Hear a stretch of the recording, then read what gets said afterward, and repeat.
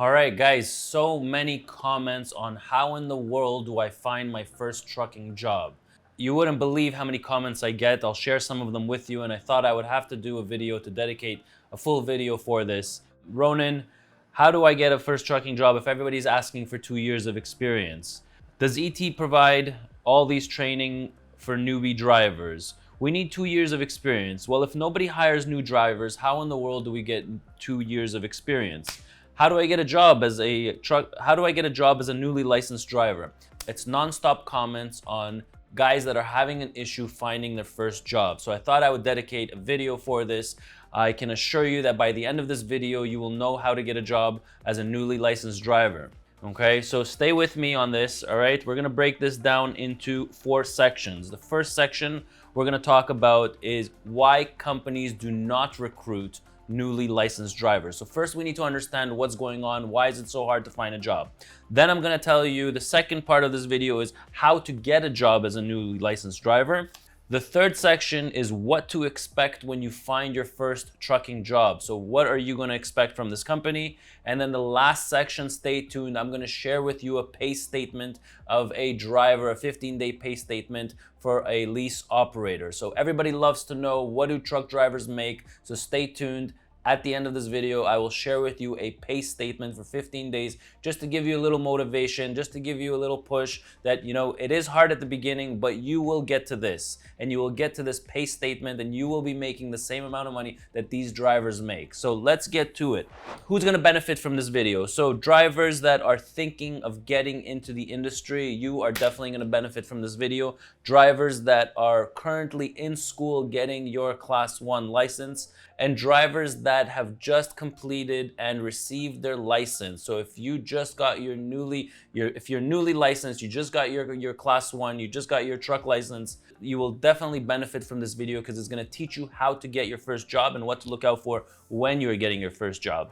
Let's get into the first topic is why do trucking companies not hire newly licensed drivers? Okay, so you guys need to understand that these smaller companies, okay, anywhere between 10, 15, 20 trucks, even 25 trucks, some of them 35 trucks, they do not have the blanket insurance that these mega carriers have, that these bigger fleets have. Now, bigger fleets, I'm talking about anybody that has probably 75 plus trucks. They are considered a medium-sized fleet. They all have blanket insurance coverage, and that's who can put you on the road. If you're going on the road with somebody who has 20 or 30 trucks and they don't have fleet insurance, they really should not be putting you on the road, and you really should not be going into a company like that. So insurance companies, they do not allow for newly licensed drivers just because the claims are so high on them.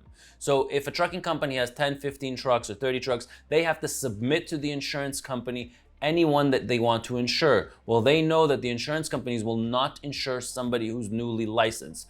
So that's an automatic X, okay? You cannot go into a company like that. You need to go into a company that's a medium-sized carrier or large carrier that has that blanket insurance. Why do they not want to hire you? Because the stats show that you are more likely to get into a collision in your first year of trucking. So that's why the insurance companies do not want to insure and do not want to deal with newly licensed drivers. So you're a lot more likely to have violations. So the way that the insurance companies work, they basically rate the company based on their violation rates. So every company, for example, has a score between 0 to 100. 100 meaning you're amazing and 0 means you are horrible. So when you recruit new drivers, then they're more likely to get violations, and these violations are going to give the company points, and then it's going to be harder for them to get insurance or cheaper insurance at the end of the year. So they just prefer not to deal with new drivers.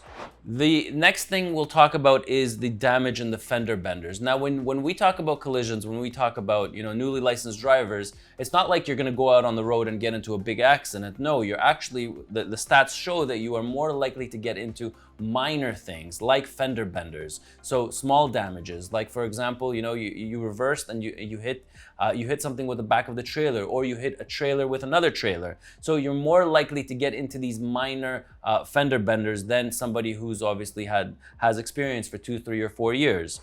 And then lastly, let's talk about the cost of training a newly licensed driver. Okay, so the cost of training a newly licensed driver is astronomical. Okay, so in order for a A proper training program, okay, would probably take between 3 to 4 months to train you. The amount of money, now you guys are not going to be working for free. Nobody's expecting you guys to work for free. The amount of money that the company spends on training you, okay, there is a stat out there that shows that after the first 6 months, or even 8 months, you will no longer be at the company that trained you. So here we are, we have these companies that are going to train you, that are going to invest all this money into you, and then the stats show that after half a year to 8 months, you will no longer be working for that company. Okay, so that's why they just gave up and they're like, you know what, we're no longer recruiting new drivers. We'll stick to the drivers that are 2+ years experience. So there's your little background information on why people do not hire newly licensed drivers. So the magical question, how in the world are you supposed to find a job? So if everybody's asking for 2+ years experience, how in the world are you supposed to find a job? Well, follow these next 5 steps and you will find a job, okay? I'm all about helping these new drivers. So let's look for a company that has team drivers, okay? So in order for you to find a job, you need to look for a company that has team drivers and usually servicing long-haul trucking. So you need to look for a job that hires drivers for long haul, okay? When companies have long-haul drivers, they are more accustomed to recruiting drivers who are newly licensed and plugging them together with somebody who is a driver trainer or somebody who will make you work in a team. So that's number one. You're going to look for a long haul carrier. So the fleet insurance, best to look for a carrier that has over 50 trucks. Why do I like that 50 trucks? Because when a company has 50+ trucks, they can spend a lot more money on infrastructure. They can spend a lot more money on properly training drivers. They don't need to report to the insurance company every driver that comes on board. So you're gonna find a carrier that does long haul trucking that has over 50 trucks, and you're gonna contact them and you're gonna ask them if they will recruit you to work in a team.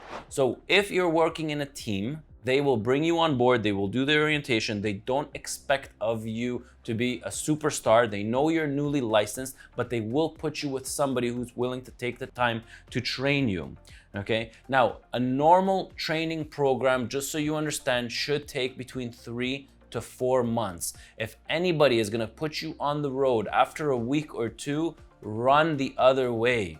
Okay, you will not be ready within a week or two. It doesn't matter who you are, it doesn't matter how good you think you are not supposed to be driving on your own within 1 to 2 weeks.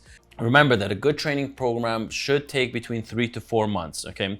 I recommend that you get your license through mega carriers also, okay? So mega carriers, when you get your class 1 through a mega carrier, they usually recruit the people who they train. Okay, so mega carriers will do the licensing for you, and then you can work for that company and go through their training program. So mega carriers are known to take newer drivers and be able to shape and form them. They have the money, they have the infrastructure in place, they have the driver trainers, and they will put the money to train you. So there you go. That's how you're going to find a job. You're going to find a trucking company that services long haul trucking. You're going to get into a company that has 50+ trucks. They will recruit you, and look for a training program between 3 to 4 months. Don't settle for a company that's going to put you on the road after 1 or 2 weeks. So the smaller companies are more likely to put you on the road faster. The bigger companies will not take a chance to put you on the road, and your safety comes first. Remember that, and your license comes first. So what to expect when you find your first trucking job? So let's talk a little bit about that. So finally, you found a company that's willing to train you, you went through their orientation, and now you're going into your first trip. So things that you need to expect. So number one is you need to understand that your pay for the first 3 months is not going to be a full pay, okay? They're gonna pay you either minimum wage, a little bit above minimum wage. It's more to pay you something in order to learn the job. So they don't expect you to work for free, but you're not gonna get paid as a truck driver's full salary. So another thing that you should keep in mind is when you're doing your 3-month program, month number 1, month number 2, and month number 3, don't forget that you are in month number 2, you're probably 10 times better than you are in month number 1. And then in month number 3, you're probably 10 times better than you were in month number 2. So the way you're learning is substantial. So month number 1, you are fresh, you don't know much. Month number 2, you're already accustomed to the job. And month number 3, you're already working more almost like a professional team, where you're doing 8 hours, the other driver is doing 10, 11 hours, and you're driving and you are producing the miles. Another thing that you need to be ready for is that when you're a newly licensed driver, you're going to be out on the road for longer periods of time. So anywhere between 7 to 10 days is probably that magical number till you get home. You'll probably have a break for a day or two, and then they're going to want you to go back out again. Keep in mind that this training program of whoever is willing to train you is just a means for your goal. You got to keep that in your mind, that this training program, this 3 months that you need to sacrifice, is just the way to get to your actual goal in life, which is to become a solo driver, to become an owner operator, to become whatever it is that you want to become, or the reason that you got into this industry is obviously financially. Then you need to understand that this training program is just a means to get to your goals. And you need somebody to teach you the ropes. Now, when somebody teaching you the ropes is somebody's actually taking the time to teach you how to do proper border crossing, how to actually go into to e-logs, and how the rules, the regulations when it comes to e-logs, when it comes to fueling, when it comes to scales, when it comes to DOT inspections, paperwork, bill of lading, commercials invoice. All these things are things that you're going to need to learn. And inside your training program, that's what it does. It teaches you the ropes of our industry, and it also gives you the security that you need in order to drive, okay? And then drive on the highway and to drive for long periods of times. And now let's get into, I get a lot of comments on whether or not we have a training program here. So as you've probably seen through the videos, yes, we do have Adela, and she's a newly licensed driver. Here she is. She's completed already, I think, between 60 to 70 days. She is a natural, okay? And she is well above our expectations for a driver who's been working with Dave, and Dave has been training her. So we really only have about 4 or 5 people in this company that are willing to train other drivers. Okay, so they're usually owner operators, they're usually guys that have their own trucks, and they're willing to take students upon themselves. Now, why do they take students upon themselves? You need to understand the real reason why it's beneficial for an owner operator to take a student. So an owner operator, when he takes a student, he takes advantage of the lower pay scale. So for example, when I get a new student, okay, I won't pay them a full salary of a team. I will pay them a partial payment, okay, for month number 1, and then month number 2, they would get paid a little bit more, and then month number 3, they'll get paid more than month number 2. So it's a training program. It's beneficial for me as an owner operator, because instead of doing 11,000 miles in month number 2 and in month number 3, I would be able to push to 14, 15, and 16,000 miles with this team driver. So it's beneficial for me, and it's beneficial for the student, because the student really needs to know how to work. So there's a benefit for me being an owner operator to take a student, and then there is the benefit for the student to come in and get taught by this driver trainer. Now, do we have here driver trainers? Yes, we do. There's only about 4 or 5 of them here, and we do take on students. Now, we don't take everybody. We're very, very selective. I get emails nonstop about newly licensed drivers. The driver would need to be able to cross the border and would have to have a legal status here in Canada. I get so many requests for, can I hire a foreign driver? No, I cannot hire foreign drivers. Will I help people with LMIAs? No, I will not help people with LMIAs. There's more than enough drivers here in Canada and in the US that want to get into the game, and we would need to help our own first. There's absolutely nonsense about this driver shortage. I don't believe in it. There is no driver shortage here in Canada. Maybe in the US it's a different story, but here in Canada, there's absolutely no driver shortage. Now, we almost come to the finishing of this video. So what to expect when you are finished your 90 to 120 days?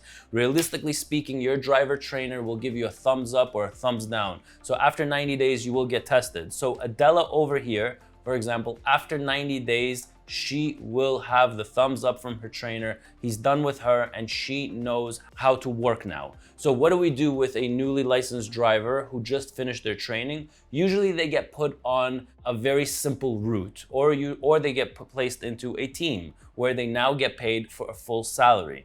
So they either get placed in a team, or they get placed on a very simple route. What do I mean by a simple route? So a simple route would be Toronto to Moncton, Moncton to Toronto. So the GTA from our terminal to terminal.